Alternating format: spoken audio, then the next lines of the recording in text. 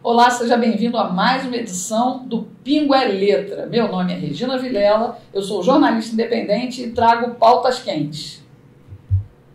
Eu sou Rodrigo Figueiredo, advogado e quero te fazer pensar diferente.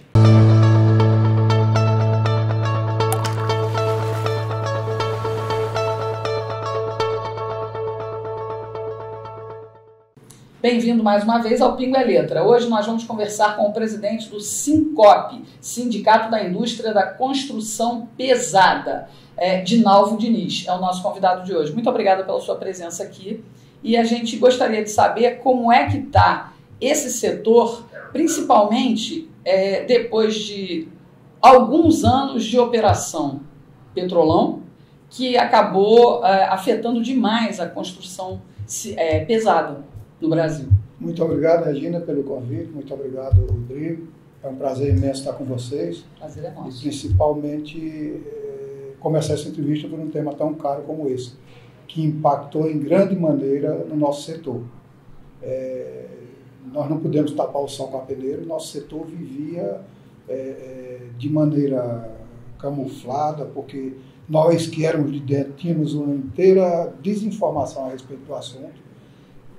Víamos empresas rotuladas como campeãs nacionais e tal, e depois nós vimos que elas eram campeãs de corrupção e de malfeitos. E isso tudo foi aberto, foi desmascarado. Eu só acho que houve um certo rigor, que não deveria ter sido abordado de outra maneira, é que essas empresas poderiam ter sido preservadas de alguma maneira, porque poucas delas escaparam. As grandes empresas do Brasil, elas se desarticularam todas praticamente.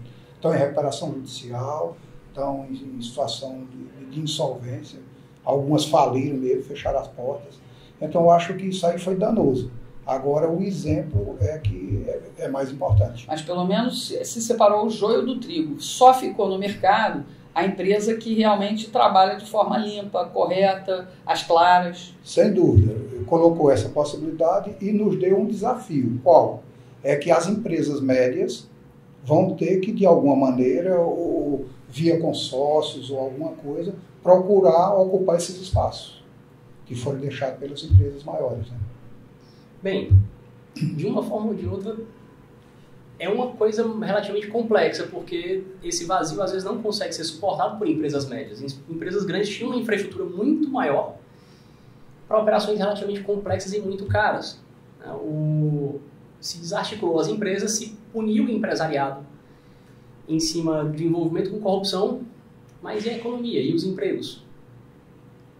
Pelo visto, as operações não pensaram no benefício na ponta. Mas isso aí também é o discurso do PT, a gente tem que tomar cuidado. Sim, sim. Porque é o que eu acabei de falar, a gente tinha que passar por essa peneira. Né? Como é que vocês atuaram nessa nova fase? Porque a gente vê aí, Dinalvo, o trabalho de conclusão de obras que começavam e não tinham fim.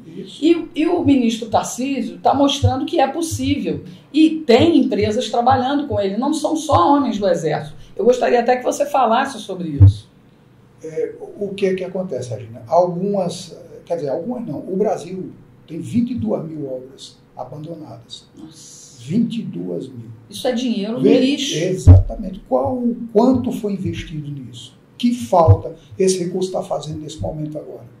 Isso é uma coisa imensurável, mas é grandiosa. A sociedade não pode só ter notícia disso, isso tem que ter consequência. Isso tem que ter consequência. Então, o que é que acontece? As obras que tiveram os contratos desfeitos, o Exército entrou, né, o Tarcísio botou, diga-se de passagem, um ministro operante, inteligente, trabalhador, um gestor bondoso, né? Brasileiro. Então, esse cara, ele merece, de nós brasileiros, todo respeito e consideração. Ele botou o Exército nessas obras que foram abandonadas. E outras, onde as empresas ainda achavam que existia viabilidade contratual, esses contratos estão prosseguindo. O que era que emperrava antes? Era a falta de recursos, era a deficiência dos projetos. Eram coisas desse tipo que aconteciam, que a sociedade não tomava conhecimento, mas que pagavam uma conta caríssima. Porque, Regina, tem uma coisa, Rodrigo. O governo é o seguinte, ele faz um contrato com a empresa, no dia vai com aquela não vou chamar de corriola não, vou chamar de... Vai com o estardalhaço todo, querendo aparecer. Aquele show dele todo, tudo dentro dos homens, contratado, bonitinho, pega a placa, bota uma sanfona, toma um caldo de cana, não sei o que lá, e depois algumas fica só nisso. Não chega nenhuma máquina lá. Tem acontecido isso no governo Bolsonaro? Não. O que a gente tem de conhecimento de dentro do Ministério da Infraestrutura e do Ministério do Desenvolvimento Rural, do MDR, que é outro ministro atuante, que é o Rogério, é que não vamos começar nada sem terminar o que temos por fazer, principalmente pela falta de recursos. Olha que informação interessante. Estão limpando toda a sujeirada que foi deixada nos últimos 20 anos de PT e PTB. Mas 22 mil obras paradas, a gente precisava de 10 mandatos do Bolsonaro e do Tarcísio. De dinheiro, né? Não tem. E de dinheiro. E que a gente acabou ainda perdendo muito mais por causa dessa pandemia. Essa pandemia, eu te juro, é porque o Paulo Guedes aquele é um gênio. É mágico. Ele conseguiu, com aquela operação cambial que ele fez, trazer bilhões para o Brasil, que foi porque não sei como é que nós íamos tirar tanto dinheiro para segurar durante um ano o que foi enfrentado. E esse projeto de privatização, de arrendamento que o ministro Tarcísio tem feito, isso vai gerar um reaquecimento nesse setor para vocês? Não tenha dúvida que, vê só, a minha concepção, país nenhum no mundo cresce que não seja apoiado aqui, pelo menos nesses dois pilares, educação e infraestrutura. Sem isso, pode ter o terceiro pilar, o quarto, eu quero me referir a esses dois. Sem essas duas coisas, país nenhum no mundo vai à frente. Educação e infraestrutura. O Brasil tem hoje um estoque em relação ao PIB, estoque de infraestrutura, correspondente a 36%. É um dos mais baixos do mundo. O Brasil, tudo nele está por fazer. Tudo está por fazer. Vou liberar mais um pilar que, no meu ponto de vista, é fundamental.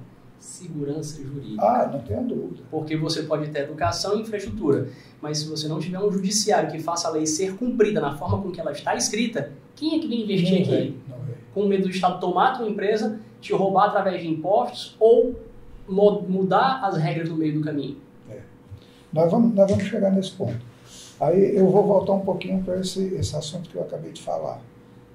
Nos últimos 20 anos, o Brasil tem investido anualmente na manutenção da infraestrutura dele em torno de 2% do PIB. O número para você manter mais ou menos, não era nem uma manutenção eficiente, era uma média aí, era 4%. Ele aplica 2%.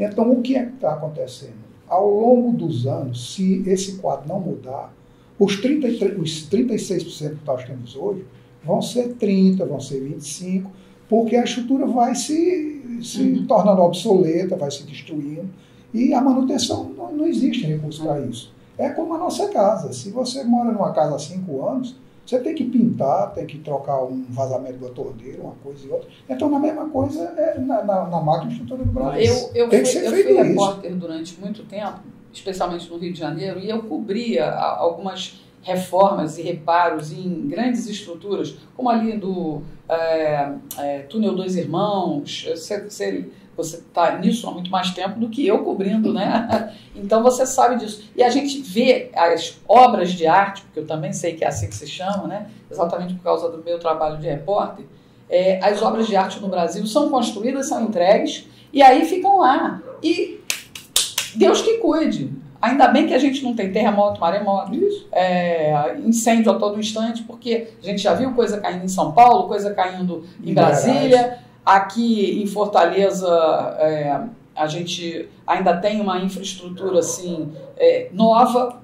Quer dizer, Fortaleza é uma cidade nova. É uma cidade nova. A gente não tem esse risco ainda, porque o que está sendo entregue aí, principalmente na capital, é tudo obra nova, né? Isso. Então, como é que a gente deve fazer? Nós, cidadãos, porque você é um empresário que opera nessa área. E nós, cidadãos, como é que nós ficamos nessa questão? Qual é que deve ser a nossa ação com relação a isso? Eu acho, Regina, que nós brasileiros devemos ser mais vigilantes e participativos em relação aos direitos à nossa cidadania. O brasileiro é um povo muito pacífico. Nós somos muito pacíficos. Nós vemos outros países aí da América Latina, se tivesse acontecendo o que a gente está vendo em Brasília hoje, meu amigo, esse caldeirão a tampa tinha saído do lugar. E nós estamos ainda contemporizando aqui, chamando de Sua Excelência, Vossa Excelência. Pelo amor de Deus, está faltando desse pessoal um limite para entender até que essa corda vai papocar. Isso não pode continuar. Tem uma questão que também envolve com a educação e compreender a realidade do país. Entenda que usar metade do que se deveria usar para a manutenção da infraestrutura pública é uma cultura perversa de deixar estragar para fazer de novo. Deixa estragar para fazer de novo porque é o amigo de não sei quem que vai fornecer os tijolinhos para botar na beira-mar. É o amigo de não sei quem que vai vender o concreto com um precinho legal para fazer o viaduto para isso ou aquilo. Deixar estragar para ter licitação em cima de licitação, existe uma economia da corrupção. Isso também faz parte. Como é que vocês estão enfrentando esse tipo de negócios, né? Formação de novos negócios a partir de todo, vamos dizer assim, de um renascimento do brasileiro contra a corrupção, porque estava entranhado na nossa alma. A Operação Lava Jato veio para poder mostrar e, como você mesmo falou, tirou o véu, né? Como é que agora um empresário consegue negociar com governos estaduais e municipais e evitar que a corrupção contamine esse negócio? Vocês têm se preocupado com isso? Demais, demais. E o remédio preventivo, eu não tô acreditando nele. Que é o seguinte, bom, a minha empresa vai fazer compliance. Eu vou estabelecer todo aquele regramento, tudo bonitinho. É o caminho, é. Uhum. Agora, eu não faço compliance para falar comigo no espelho. Na hora que minha empresa fizer compliance, eu tenho que sentar com outra pessoa do outro lado da mesa que não fez. Uhum. Que não fez. Então a regra não funciona. Uhum. A compliance é uma relação entre partes. E se as duas não tiverem imbuído do mesmo propósito e com os mesmos desejos, isso está falido. Então, você vê esse negócio da Covid. Isso é uma demonstração clara. Depois dessa história todinha que o Brasil assistiu, aí tem um negócio desse, quebra uma parede, tem respirador escondido, quebra não sei o que lá, tem não sei o que lá, tem não sei quanto na conta do secretário. Então, os administradores não acordaram, não entenderam ainda que o momento é outro, que isso tem que mudar. Já que eles não acordaram, o eleitor tem que acordar. Né? Aí é onde volta para nós a bola. Felizmente, nós temos isso aí. Agora, me dói uma coisa, na hora que fala em renovação. A Câmara renovou 50%. Aí o deputado anterior era João da Silva Magalhães. Aí o deputado atual é João da Silva Magalhães Filho. Aí eu digo, que renovação é essa? 6 por meia dúzia. Que inovação é essa? E eu acho interessante também na classe política, país, é a capacidade de se doar o sacrifício que eles têm. Porque eles vão, aí botam a mulher no sacrifício, botam o pai, botam o filho. Quer dizer, é uma família toda vocacionada a sofrer para atender o brasileiro. Não é uma falta de vergonha um negócio desse? Não, é um ato de heroísmo, de patriotismo. Regina, isso é um negócio absurdo. Olha, existe um ditado que eu acho muito interessante, mas ele tem que mudar. Que é, qual é o sonho brasileiro? O pobre tem uma bolsa, a classe média tem um concurso público e o alto empresariado com amizade com o rei tem um empréstimo do BNDES que ele não vai pagar nunca. Todo mundo quer mamar na teta, mas ninguém quer trabalhar. Ninguém quer produzir. Um dia essa vaca vai secar. Não tem como não ser. Não tem como não ser. Finalmente, esse pessoal da tua idade, se eu te interromper. A turma hoje não pensa, todo mundo quer concurso público para ser procurador, para ser isso, para ser aquilo. Aí eu lhe pergunto, e para viver no conforto. Pois é, para trabalhar, é para servir a sociedade ou é para ter segurança, para ter estabilidade? Manutenção do seu status quo ali, são os bons salários, a estabilidade, então esse aqui é o caminho. O senhor, quando estava falando do compliance, me trouxe uma ideia de uma observação. O que perde um gestor público quando ele é pego na corrupção? Nada. O que acontece? O que perde um promotor de justiça por não ir atrás de um crime, ir atrás de uma situação, de uma fraude, de uma denúncia de corrupção? Nada.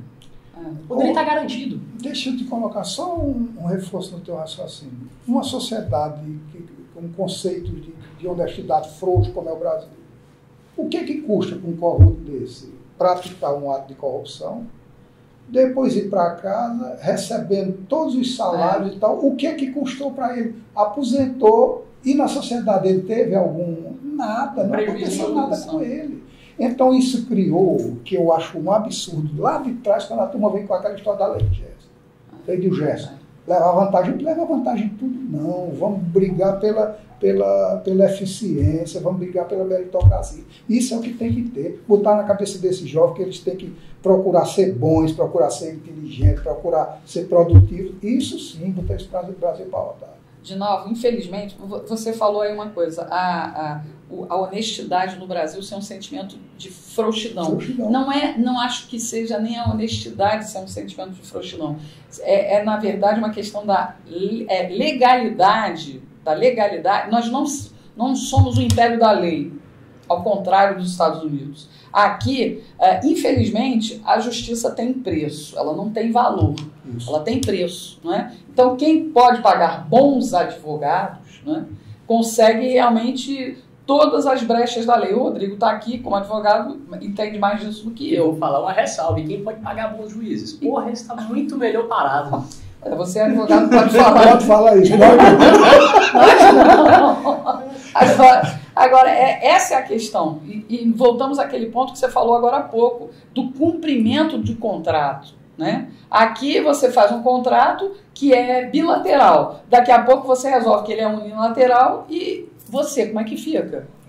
Ele é bilateral, Regina, só porque está na normativa, mas ele nunca foi. Desde o começo o gestor sabe que é unilateral mesmo e quem manda é ele. Ele é leonino. Ele é leonino. Há pouco conversei com o Rodrigo, acho que começando essa conversa conjunta. Se você lê um contrato administrativo, que é um contrato de adesão, você não tem como discutir nada, ele já está, a minuta dele já faz parte do edital. Uhum. Na hora que você participa de uma licitação, tem um edital e a minuta daquele contrato está lá. Você não tem direito de questionar nada. Se você não concordar com alguma cláusula daquele, a única remédio para você é não participar. Uhum. Você está fora do processo. Se você participa do processo, então tacitamente você aceitou aquilo tudo, acabou, não cabe mais discussão. E está lá, tem uma série de regras que nos protegem. E, quer dizer, não é que nos protege, protege a sociedade. Porque, afinal de contas, a empresa não está lá atrás de proteção individual para ela, nem para coisa nenhuma de valor menor, não. É proteger a sociedade. Por exemplo, só para gente, 3 coisinhas de um contrato administrativo de uma obra pública. O contrato tem que ter, no mínimo, um anteprojeto. Não tem. Normalmente não tem. Eu já recebi, Regina, obras ganhas pela minha empresa, dizendo aqui, olha, no coordenada tal, quilômetro tal, é uma jazida de base. Quando chega lá, sabe o que é que tem lá? Uma barragem. Quer dizer, o cara que projetou, ele não foi nem lá. Entregou alguma coisa e aquilo ali se viu como projeto. Totalmente errado. Vou dizer o caso mais grave que eu já vivi na minha vida. Numa cidade do Rio Grande do Norte, nós ganhamos o sistema de abastecimento d'água. Uma adutora a partir da barragem e o sistema de abastecimento d'água da cidade. Eu fui, pessoalmente. Ainda era novo, vivia nas obras. Aí chegamos lá com as plantas abertas e não conseguimos nos situar, não. Poxa, cadê? A igreja era para ser aqui. Cadê a igreja? Não está. Resultado, batemos cabeça a tarde todinha e jogamos a toalha. Mas não tem como ver aqui, não. No outro dia fui para Natal, no órgão de saneamento de lá. Aí tal, não sei o quê. Sabe o que foi que tinham feito? Rapaz, é um negócio... A empresa projetista, ela pegou um jogo de planta de uma cidade qualquer, que ninguém sabe qual era, e botou as marcas como se fosse aquela cidade ali. E não tinha nada a ver com aquilo. E foi licitado aquilo. Nossa. Quer dizer, isso era para dar cadeia para um bocado de gente, meu amigo. O senhor, agora que o senhor falou na questão da água, a gente tem um novo marco de saneamento básico. Necessário e importante. Pois é, isso vai reaquecer o mercado, inclusive para vocês. Agora, com o novo marco civil de saneamento básico, a tendência é que tudo seja privatizado. Aí o negócio fica diferente. Sem ou dúvida. não? Não, sem dúvida. Sem dúvida. As companhias de saneamento que já foram feitas as PPPs e tal, que já tem isso há algum tempo, lá no estado do Rio de Janeiro, tem Petrópolis, tem algumas cidades que a iniciativa... A SEDAI agora também foi privatizada. A SEDAI foi privatizada, inclusive com resultado belíssimo. A empresa de Alagoas, a Casal também. Então isso é uma coisa importante e tem que ser por aí, porque o governo não tem recurso para implantar o saneamento. Nem seriedade para conduzir a administração de algo mais complexo. Isso. Então, o que acontece? Os índices de saneamento do Brasil são baixíssimos. E aquela máxima de que o investimento em saneamento reduz o investimento em saneamento é saúde. E eu ainda lhe digo uma coisa mais, pelo grande volume de obra que eu fiz de saneamento. A divisão entre miséria e pobreza é o saneamento. O saneamento é um divisor. Nós já chegamos, Rodrigo, Regina, em regiões para implantar saneamento. Minha amiga, você tinha que botar uma máscara por conta do odor. Tudo putrefato, tudo. E as crianças tomando banho dentro daquela água que um de nós, se botasse o dedo ali, o dedo caía, que aquilo era um ácido. E elas estavam lá. Sei lá, meu Deus. Mas saneamento básico é garantia de que é menos gente em hospital. Sem dúvida. A saúde gastaria muito menos. Nós temos maior orçamento em saúde porque nós não temos um grande orçamento em infraestrutura. É uma coisa lógica, né? Que só agora parece que o presidente Bolsonaro chegou ao local em que chegou, a cadeira em que chegou, e pensa e entende essa situação. A gente está falando muito em termos nacionais, mas eu preciso focar aqui no nosso Ceará. O senhor disse que nós temos em torno de 22 mil obras. Isso no Brasil. Isso no Brasil. E no Ceará? No Ceará nós temos pouco menos de 1.000. Que começaram e estão com problema. E nós temos aí, e essas obras provavelmente estão aí nos últimos 30 anos, naturalmente. Não tem. Não chega a isso? Nós temos velhinhas aqui, obras importantíssimas. O anel viário. Vai sair agora? Não, o anel viário está sendo abandonado pelo 4º consórcio de empresas e essa obra já tem entre 12 e 15 anos. E é um retalho, um pedaço de asfalto, um pedaço de concreto, um pedaço disso, daquilo. E essa obra... É o da 22? É o que sai do Eusébio, do entroncamento do Eusébio, e vai até a entrada do porto. Emenda nessa que a senhora está falando, da 222. É esse trecho aí. Mas esse é estadual? É estadual. Agora, Deixa eu te dizer como é essa obra. O recurso dessa obra é federal. É dinheiro do DENIT, repassado para o governo do Estado, num processo que eles chamam de obra delegada. O governo federal manda o dinheiro... Carimbado. E o Estado é quem desenvolve as coisas.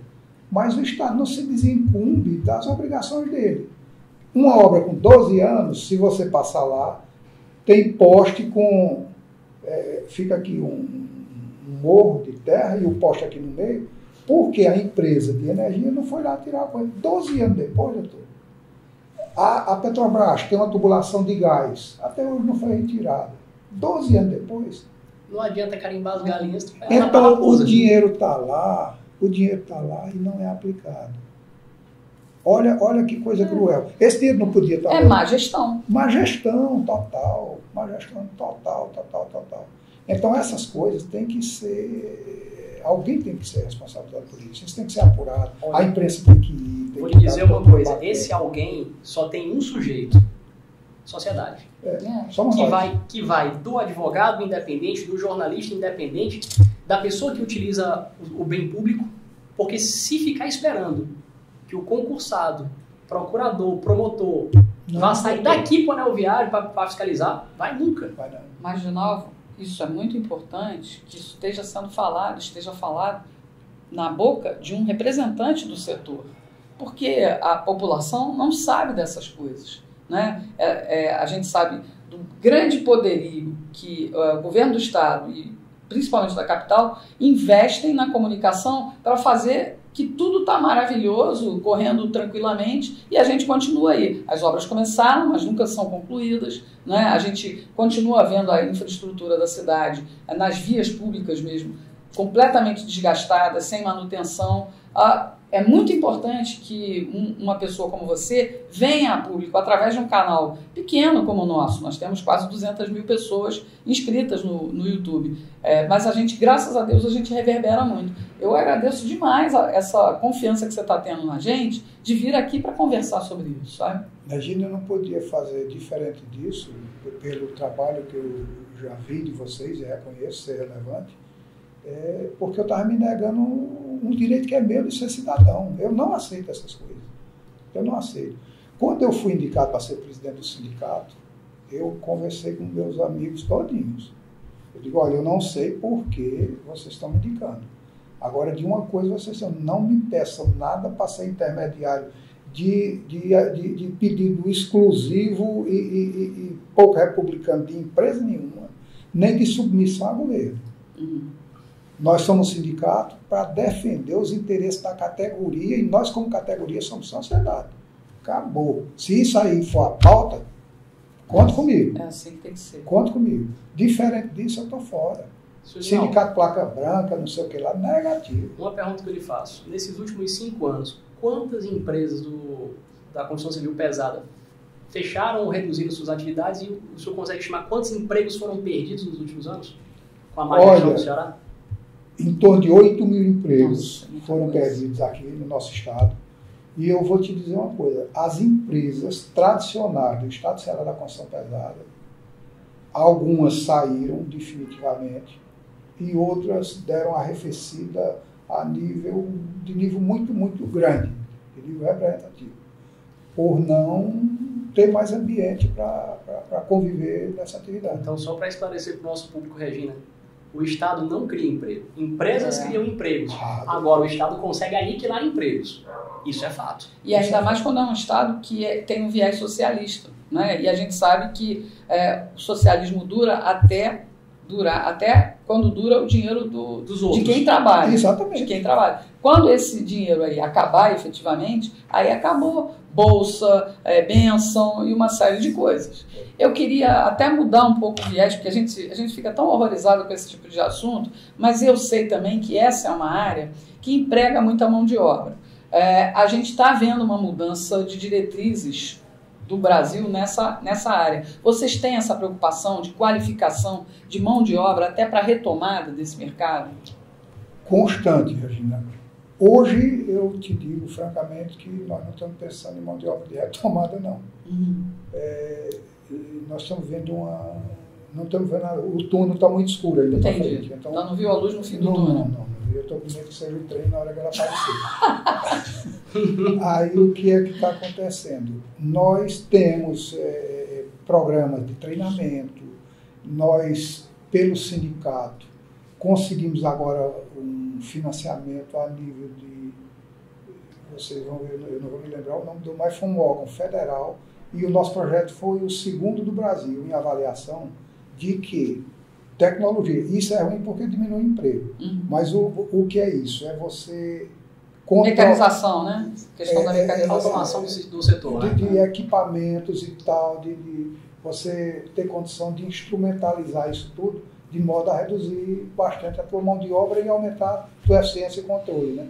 Então, esse trabalho está sendo desenvolvido pela Universidade Federal do Ceará, pelo IEL, pelo SENAI e o nosso sindicato. Está em franco andamento. E se esse negócio aí é um gol de placa que o nosso sindicato marca no Brasil. Também tem uma vantagem. Quanto mais técnicos a gente tiver nesse setor e uma maior clareza na negociação de contratos, mais obras surgirão e mais mão de obra vocês vão abarcar. Eu ia comentar agora. A mecanização de um sistema não significa propriamente aniquilação de emprego, não. Você usa uma máquina que tirou 10 funcionários. Quem é que vai consertar a máquina? Quem vai dar manutenção? Você qualifica melhor. Isso. O mercado vai funcionar com a economia, com o dinheiro que tem, com a mão de obra que tem. Sempre vai ter espaço para todo mundo, desde que o governo não atrapalhe. Isso. Desde que o governo não roube. Pelo menos no governo federal a gente tem a certeza de que não rouba e não deixa roubar. Eu não tenho dúvida de que a gente tem um novo governo e, a partir disso, como diz o próprio presidente Bolsonaro, o exemplo arrasta. De novo, para a gente foi um prazer conversar com você, conhecer um pouco mais desse setor. Por favor, fique sempre à vontade para vir conversar com a gente, dizer as novidades do setor, os projetos, o que está rolando aí, para a gente acompanhar como cidadão, fiscalizar, não, Rodrigo? Com certeza. E se tiver uma blitz no meio de uma estrada, nós temos coragem de ir lá e dizer assim, aqui, o que está acontecendo aqui? Olha essa obra parada. Pegar a licitação e explicar para o público o desperdício. E depois eu vou querer umas informações a mais sobre essa obra lá do Anel Viário, que eu vou fazer uma matéria lá sobre isso. Vamos sim. Beleza. De novo, Diniz, muito obrigada pela sua participação aqui, conversando comigo e com o Rodrigo. A gente deseja tudo de bom aí para esse setor, porque a gente sabe que é importante. Eu vivo dizendo nas minhas lives que sem infraestrutura o Brasil não cresce. E, graças a Deus, nós temos aí o presidente Bolsonaro, o ministro Tarcísio, que talvez seja, quem sabe, adotado por São Paulo. Mas eu espero que tenha um substituto à altura no caso de uma reeleição do presidente Bolsonaro, porque a gente não pode prescindir de um homem como ele. Eu agradeço o convite de vocês. É muito bom conversar com pessoas que a gente tem afinidade de pensamento e sintonizado com a grandeza e com o desenvolvimento do Brasil. Vou te contrariar só numa coisa. Diga.